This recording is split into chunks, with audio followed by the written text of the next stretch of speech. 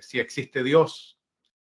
Y esa pregunta me ha nacido y me ha nacido el hacer, digamos, varios estudios sobre este tema, producto que estamos viviendo tiempos que son difíciles, no son tiempos fáciles, eh, con una sociedad donde el escepticismo rodea por todos lados, donde nuestros hijos, nuestros nietos, yo ya mis hijos están grandes, pero estoy pensando en mis nietos, estoy pensando en los niños, a los que veo ahí correr en la congregación, a esos padres jóvenes que tienen que estar luchando por la educación de ellos, que se tienen que enfrentar a una vida y a un mundo que es muy distinto al que yo viví hace 15, 20 o 40 años atrás. Muy distinto, muy distinto.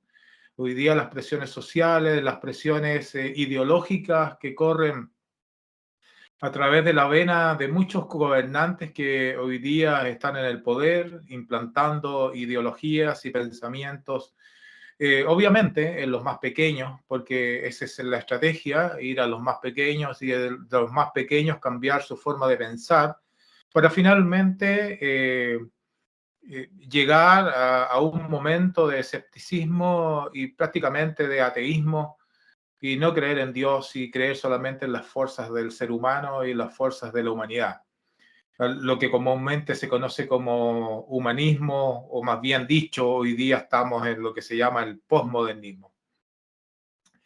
Y esta pregunta es muy importante porque yo no sé si a ustedes les ha pasado, pero las veces que a mí me hacían esta pregunta, yo me complicaba mucho el tratar de explicar si existe Dios. Y básicamente me complicaba porque cuando uno habla con otra persona, especialmente con aquellos que son escépticos, uno intenta ocupar la palabra del Señor, ¿cierto? Y así como nuestro hermano nos leyó el Salmo 19, que también voy a tocar dentro de esta lección. eh, Uno intenta por medio de la palabra convencer al otro. Sin embargo, hermanos, hay que ser conscientes de que muchas personas no creen en la Biblia, no creen en la palabra de Dios y no creen que la Biblia sea un escrito sagrado y que la Biblia nos va a entregar la verdad sobre ciertos asuntos. Entonces, cuando conversamos con ciertas personas e intentamos explicar esta pregunta o responder la pregunta si existe Dios, nos encontramos con que estamos en un diálogo de sordos porque estamos tratando de explicar por medio de la palabra, mientras que la otra persona no cree en la palabra y ahí quedamos en un círculo, lo que llaman también el argumento circular. Estamos en un círculo que no salimos y tratamos de mostrarle la Biblia y la persona me dice que no cree en la Biblia y por lo tanto quedamos en nada. Entonces la pregunta es, ¿cómo podemos tratar estos asuntos? ¿Cómo podemos justamente hablar de la palabra del Señor con personas que no creen en la palabra de Dios? Y bueno, eh, esto no es nuevo de lo que voy a decirles. Es obvio en muchas de sus partes. Sin embargo, es un elemento que debemos usar para poder conversar y poder estar preparados, como dice el apóstol Pedro, para presentar defensa a todo aquel que nos demande la razón de lo que nosotros creemos. Y debemos estar preparados. Y preparados significa, por ejemplo, esto que están haciendo ustedes de juntarse cada martes para estudiar la palabra del Señor. Estar preparado significa que cada uno de nosotros en nuestros hogares dedica tiempo, dedica y aparta tiempo para estudiar la palabra del Señor. No es cuando puedo, no es cuando justo tengo un estudio, no. Aparto conscientemente tiempo para estudiar la palabra del Señor. De esa manera me preparo, y especialmente los que predicamos la palabra del Señor y los que nos dedicamos a estudiar la palabra del Señor y a enseñar la palabra del Señor, debemos prepararnos para dar buenas respuestas a los incrédulos. Los incrédulos demandan de usted y de mí buenas respuestas, entonces necesitamos estar preparados. Y esta pregunta, si existe Dios, Se puede responder de varias formas, ¿no? Yo esta tarde voy a tocar dos aristas, digamos, de respuestas. Hay una tercera que no voy a responder en esta tarde, que tendría que ser con el argumento moral, que lo estoy preparando en un video para poder presentarlo a todos los hermanos y luego ahí haré algunas clases de eso. Pero esta vez lo que vamos a ver es justamente lo que el apóstol Pablo le dijo a los romanos. ¿Se acuerdan ustedes en el capítulo 1, versículo 19? Cuando Pablo exhortó a los hermanos en Roma diciéndole, porque lo que se conoce acerca de Dios es evidente, dice, dentro de ellos, pues Dios se los hizo evidente. O sea, la primera cosa es que es evidente que Dios existe, pero bueno, ¿cómo es eso? Dice, porque desde la creación del mundo, sus atributos, su eterno poder y su divinidad se han visto con toda claridad. Y siendo entendido, dice, por medio de lo creado, de manera que no tienen excusa, pues aunque conocían a Dios, no le honraron como a Dios, ni le dieron gracias, sino que se hicieron vanos en su razonamiento y su necio corazón fue entenebrecido.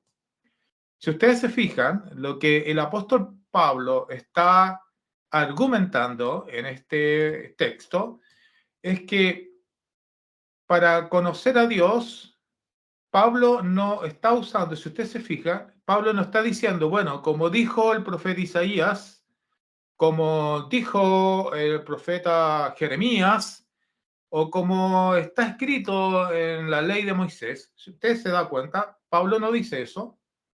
Pablo lo que está usando es lo que se conoce cómo se ha desarrollado más adelante el argumento cosmológico, y suena un poco extraño, ¿no? ¿De qué está hablando, hermano? Esto es medio raro. No, no es tan raro. Lo que pasa es que Pablo ocupa lo que se llama el cosmos. El cosmos es una palabra griega que es todo lo creado, la creación.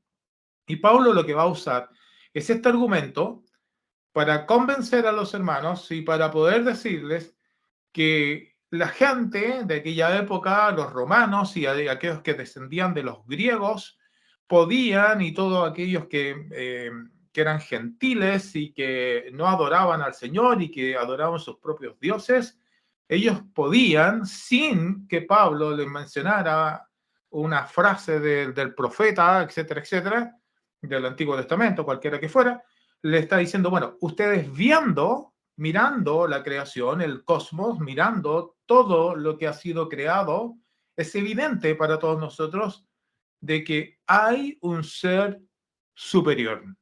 Hay un ser superior. Y aquí comienza entonces la forma en que nosotros podemos tratar con las personas que no creen en Dios o son escépticas acerca de Dios y nos hacen la pregunta, bueno, ¿existe o no existe? ¿Cómo me pruebas que existe? Y para poder tratar estos temas necesitamos también ir a ciertos elementos que son de la ciencia, y tenemos varios argumentos que son importantes para poder tratarlos. Una de ellas, y que en el mundo de la ciencia se usa, que es la ley de la causalidad, especialmente en la física. Mi esposa es física. Bueno, a mí no me iba muy bien en la física en la universidad, así que me casé con la profesora de física y así no tuve problema más con la física. Bueno, ahí está. Eh, y la física usa una ley básica que se llama la ley de la causalidad y que todos nosotros, todos los días, la vemos en nuestro diario vivir, pero no la llamamos con ese nombre, ¿no? Y es muy fácil, se llama la ley de la causa y el efecto. O sea, todo lo que tiene una causa finalmente tiene un efecto, ¿no? Causa y efecto. Y el otro día me invitaban los hermanos ahí de la plataforma de acá del norte de Chile, de la congregación de Pan de Azúcar, y yo les mencionaba, digamos, el clásico que nosotros hemos visto en televisión o lo hemos visto en algún concurso, de aquellas personas que empiezan a parar el dominó, este juego de dominó, y cada una de las fichas las dejan paraditas una al lado de otra, forman figuras, que finalmente la persona va, empuja la primera y la primera empuja la segunda y así sucesivamente y hace unas figuras hermosas y la gente aplaude porque se ve muy, muy bonito todo eso. Bueno, ese es justamente es parte de la ley de la causalidad, causa y efecto. O sea, hubo un efecto producto de que la persona empujó el primer dominó y así fueron cayendo los otros, ¿no? Causa y efecto. Toda la vida, hermano, tiene una causa y un efecto. Y los científicos han podido determinar justamente esas grandes observaciones a través de la historia, que existe una causa y existe efectos. ¿Qué más decir, no? Nosotros mismos. Causa y efecto. Si nos gusta la paella, especialmente a ustedes los españoles, si les gusta la paella y quieren comer muchas paellas, bueno, tendrán un efecto, es que subirán de peso y probablemente el colesterol lo tendrán por ahí arriba. Causa y efecto. ¿Quieren comer mucho? Bien, esa es la causa. Y el efecto es que les va a subir el colesterol. Bueno, eso en lo físico, ¿no? En la naturaleza tenemos causa y efecto. Lo que nosotros vemos, y es lo que Pablo está diciendo en ese argumento, es que lo que todos estamos viendo es el efecto, pero algo ha causado todo esto. Hay algo que ha causado todo lo que nosotros vemos. Y ese algo que lo ha causado todo tiene que ser algo incausado, fíjese, incausado, es decir, que no tiene causa, que es eterno, para que nosotros podamos ver lo que estamos viendo. Hay personas que argumentan en contra de esto y dicen, bueno, lo que pasa es que estás equivocado porque el universo es eterno. Y uno de los que planteó esta frase es un famoso astrónomo llamado Carl Sagan, en un libro que él escribió que se llama Cosmos, lo pueden leer, lo pueden buscar ahí en internet. Y él escribió una frase diciendo que el cosmos es todo lo que es y lo que fue y lo que será alguna vez, intentando decir que el cosmos es eterno. Ahora, aquí hay que tener cuidado porque cuando nosotros escuchamos la palabra eterno, uno dice, ah, es que Dios es eterno, el cosmos es eterno, entonces sí, es verdad, el cosmos es eterno, pero cuidado porque no es eso lo que está diciendo Sagan.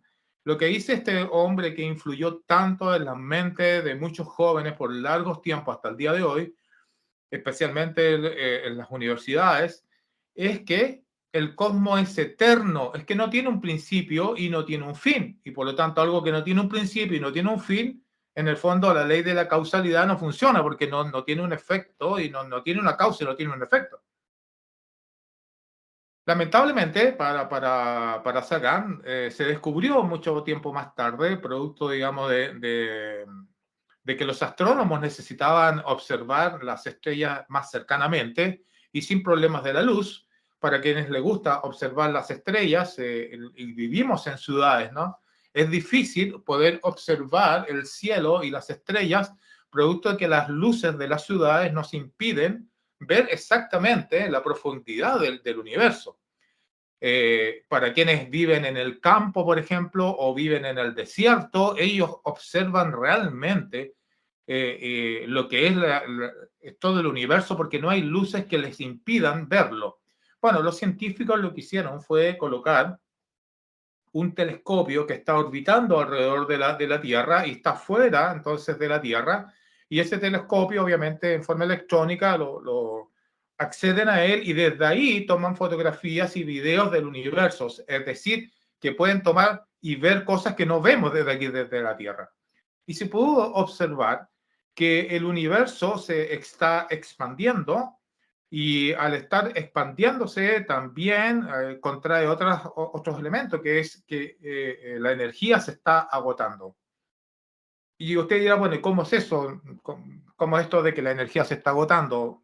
Bueno, y ahí entramos también en otro tema de la física que tiene que ver con lo que se conoce como la segunda ley de la termodinámica.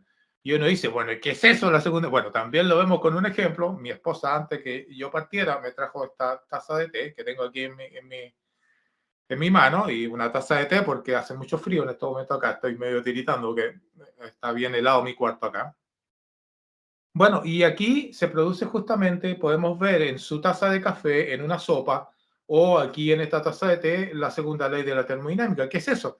Es que mi esposa cuando me trajo este té, venía hirviendo, pero a lo largo de estos minutos yo ya lo puedo tomar porque se está enfriando, está perdiendo el calor. Eso es llamada la segunda ley de la termodinámica. Es decir, la energía no es permanente, no se mantiene en el tiempo.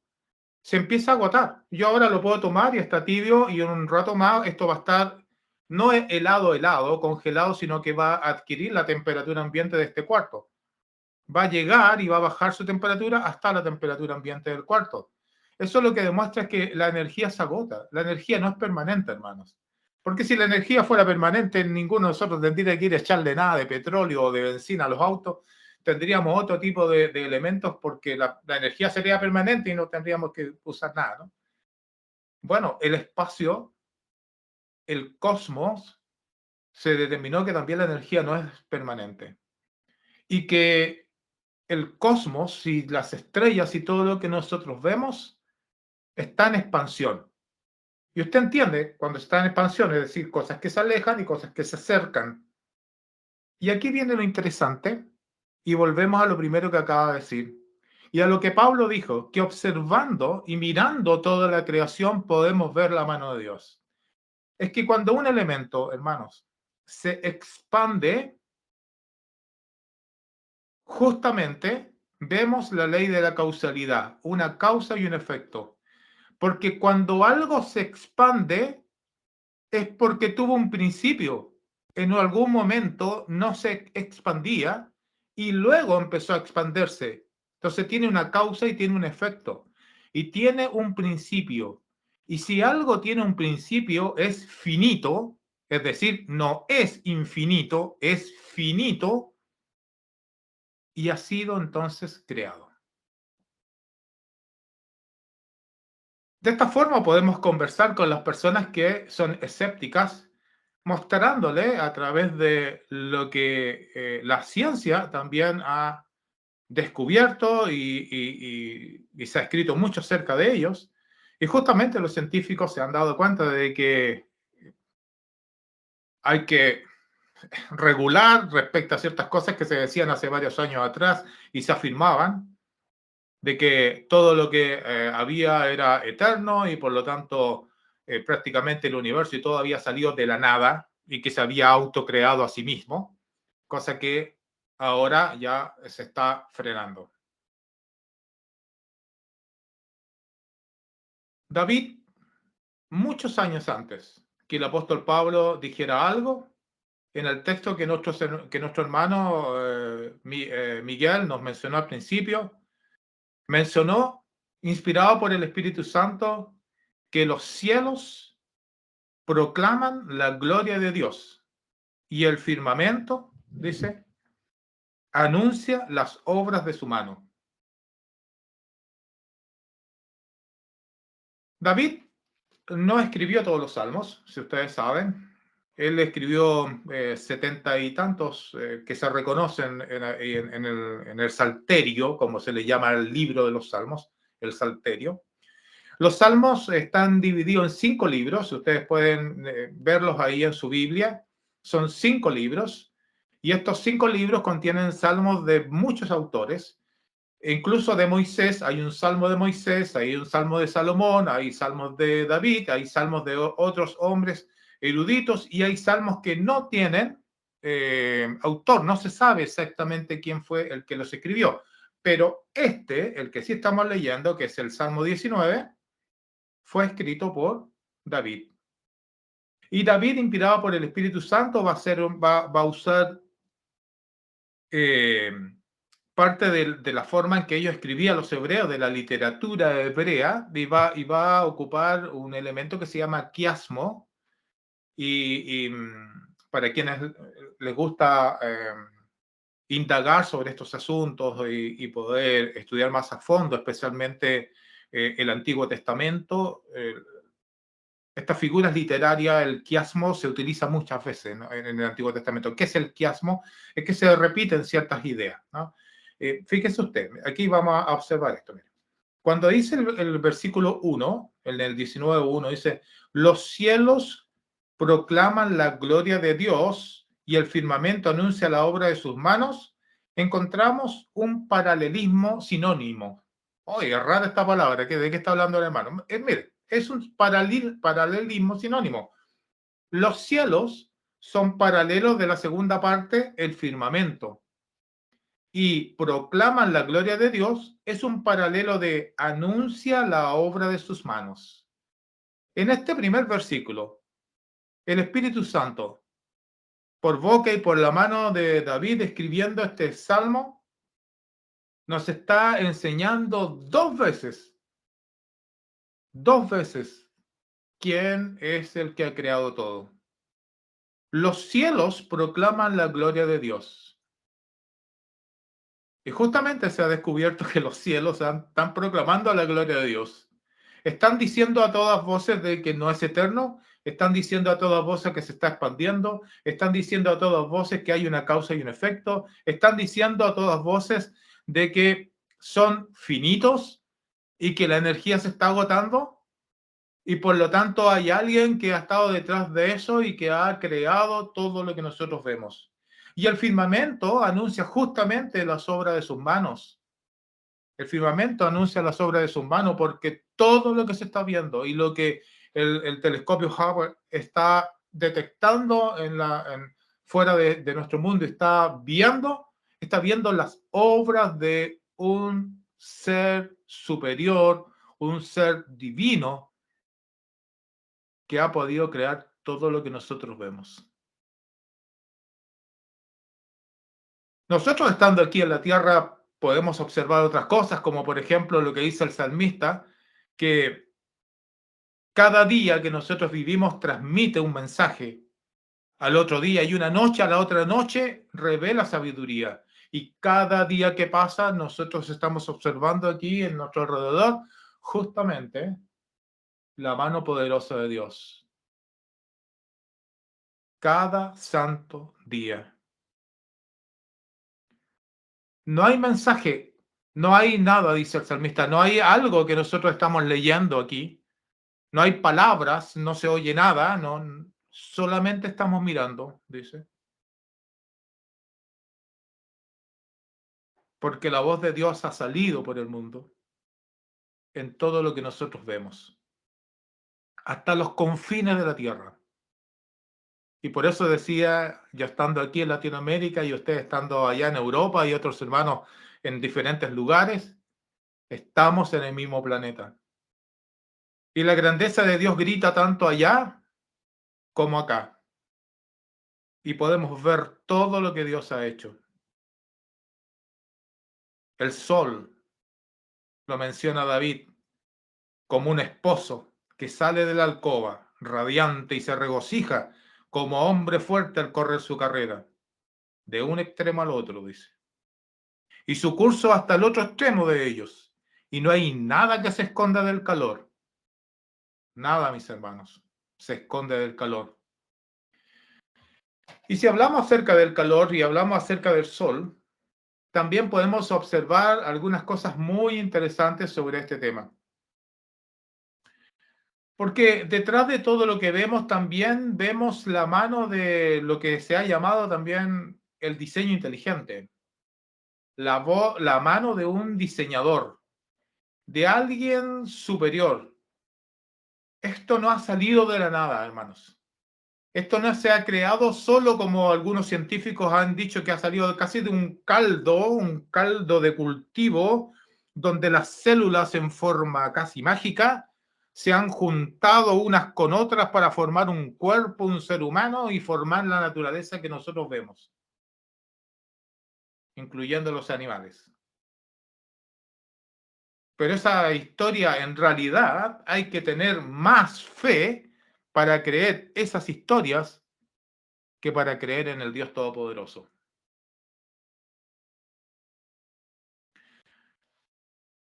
Un diseñador. Y decía, hablando del sol, ¿no? Porque David habla del sol y cómo él transmite el calor a todos. Se ha podido ver en un libro que se llama El Creador y el Cosmos, de también un físico y astrónomo que se llama Jack Ross.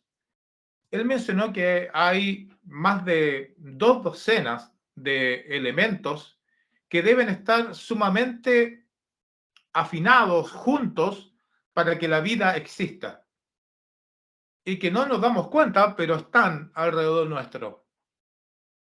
Les voy a mencionar 3 de ellas, que son también las 3 que trato en el video que lancé ayer y que quiero comentar con ustedes y que todos los días vemos. Las relaciones que existen entre la Tierra, el Sol y la Luna. David habla justamente del Sol y que el Sol sale de día y se esconde de noche y que el Sol nos entrega el calor y gracias a lo que Dios ha creado en el Sol, bueno, no hay nada que se escape de su calor. Todo está en armonía, en una maravillosa armonía, hermanos. Una mano poderosa detrás de todo esto de un diseñador superior a un diseñador que nosotros podríamos encontrar de ropa o de cualquier cosa que nosotros tengamos a nuestro alrededor, ha podido crear todo lo que vemos. La distancia que hay entre el Sol y la Tierra, si tanto la Tierra o el Sol cambiaran sus distancias y se modificara 1 centímetro, por así decirlo, la distancia entre ambos, las catástrofes que nosotros tendríamos aquí en nuestra Tierra serían tremendas, hermanos. Serían tremendas.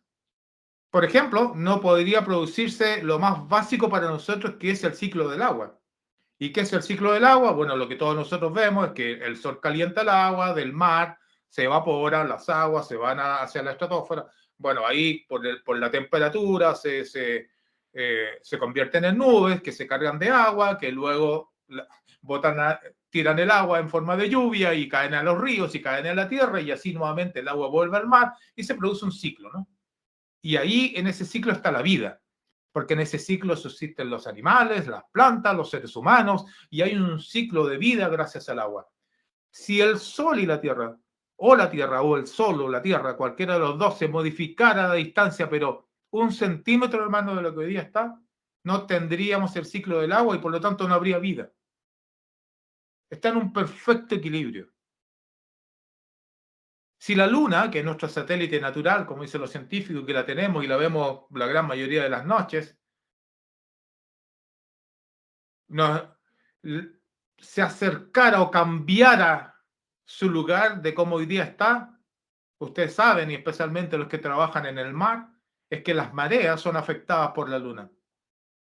Si cambiara solamente eso, hermanos, las catástrofes serían terribles para nosotros y para la vida aquí en este planeta.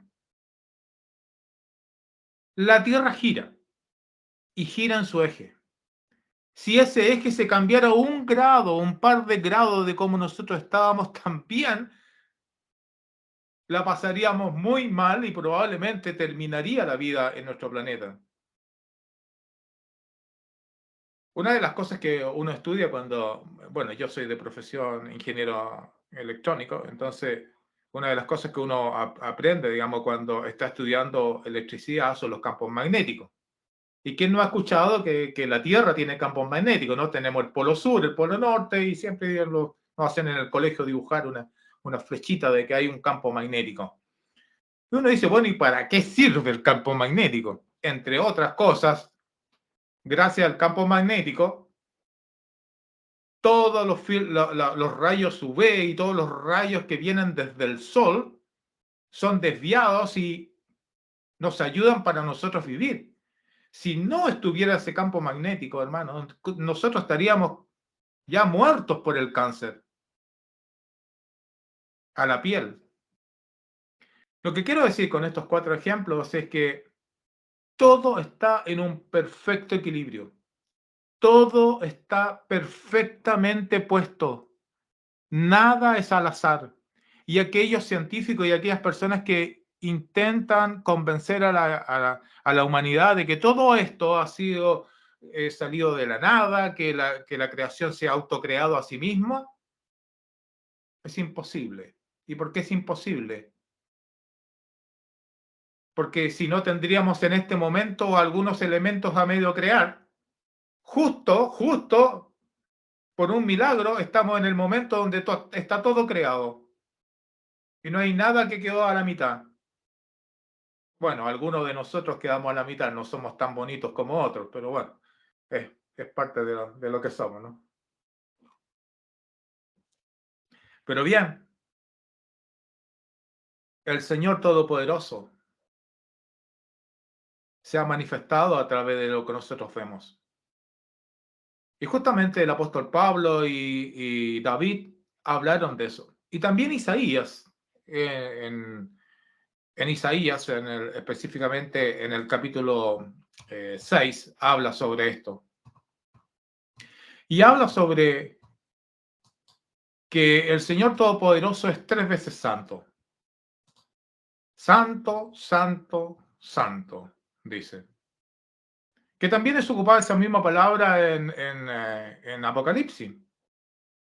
El texto de Isaías específicamente es el capítulo 6, versículo 3. Y dice, y el uno al otro daba voces diciendo, santo, santo, santo es el Señor de los ejércitos, llena está toda la tierra ¿de qué? De su gloria, hermano. Ese texto es maravilloso, se lo dejo ahí para que alguno lo tome para hacer un estudio, ¿no? Santo, santo, santo, 3 veces santo, y creo que vemos la deidad ahí. Lo dice en Apocalipsis también. 3 veces santo. Toda la tierra, hermanos, está llena de su gloria. Esta pregunta que no es fácil, ¿no? De responder, y yo les decía recién, es una pregunta difícil de responder, pero necesitamos instruirnos para poder dar respuesta a aquellos que nos preguntan si existe Dios. Y efectivamente, las evidencias nos muestran que existe un ser todopoderoso que está detrás de todo lo que nosotros vemos, que el apóstol Pablo lo usó como argumento para señalar de que podíamos verlo en todo lo creado, que David también lo usó como argumento para decir, bueno, efectivamente, todo proclama la gloria de Dios, y que también Isaías y otros más lo mostraron de la misma forma. Esto quería compartir con ustedes, hermanos, en esta tarde, hacer que pudiéramos entre todos pensar sobre estos asuntos, poder meditar sobre lo que vemos alrededor nuestro, poder tener y ayudarles a tener algunos argumentos básicos sobre este tema y no dejar las conversaciones ahí tiradas con aquellos que son escépticos, poder mostrarles a través de la, de la, de las ciencias y de los descubrimientos que efectivamente nosotros podemos ver que detrás de todo lo que hay un creador, hay alguien superior que ha hecho todo lo que nosotros vemos. Ustedes saben que hay una antigua, ya de antigua, ¿no? Teoría sobre la teoría, lo que se llama la teoría de la evolución, ¿no? De Darwin, que ha ido perdiendo fuerza con el tiempo porque con los nuevos descubrimientos, tanto de la física, de la biología, y de algunas otras ciencias, si Darwin hubiera conocido lo que hoy día se conoce o lo que hoy día se ha descubierto, probablemente él jamás habría escrito el libro que escribió. Porque muchas de las cosas que hoy día se han descubierto van muy en contra de lo que él ha dicho. Uno de los amigos de Darwin, que se llamaba Herbert Spencer, él creía en la evolución, por supuesto, y también sacó ahí algo que se llama la evolución psicológica, una cosa media rara ahí. Él era un hombre bien estudioso, era naturalista, sociólogo, psicólogo, era de origen inglés. Él mencionó, y es algo que se usa también hasta el día de hoy dentro de los elementos de la ciencia, que para poder descubrir una verdad científica se necesitan al menos 5 elementos que nosotros debemos tener a la mano, que son el tiempo, la fuerza, la acción, el espacio y la materia. Entonces, cuando ellos se enfrentan a algo que necesitan en forma científica poder determinar, bueno, dicen, A lo menos estos 5 elementos tienen que estar dentro de lo que nosotros estamos estudiando. El tiempo, la fuerza, la acción, el espacio y la materia. Si nos detenemos un segundo, y con esto voy a terminar esta tarde, leyendo Génesis capítulo 1, versículo 1, en un texto que es sumamente conocido por todos nosotros, dice que en el principio creó Dios los cielos y la tierra. Génesis capítulo 1, versículo 1. Bueno, para poder determinar una verdad científica tiene que tener tiempo, fuerza, acción, materia, espacio. Veamos qué dice Génesis. Dice en el principio. Observamos que tiene tiempo. Tiempo, en el principio. Creó. Acción. Ahí está la acción. ¿Qué creó? ¿Quién creó todo esto? Dios. Ahí está la fuerza creadora. ¿Qué creó? Los cielos. Ahí está el espacio. ¿Y qué creó además del cielo? La tierra. Ahí está la materia. Increíblemente, hermanos, los 5 puntos que puso este hombre, Herbert Spencer, para decir de que esto tiene una verdad científica, la Biblia nos la revela en Génesis capítulo 1, versículo 1. Tiempo, acción, fuerza, espacio y materia. Que el Señor les bendiga.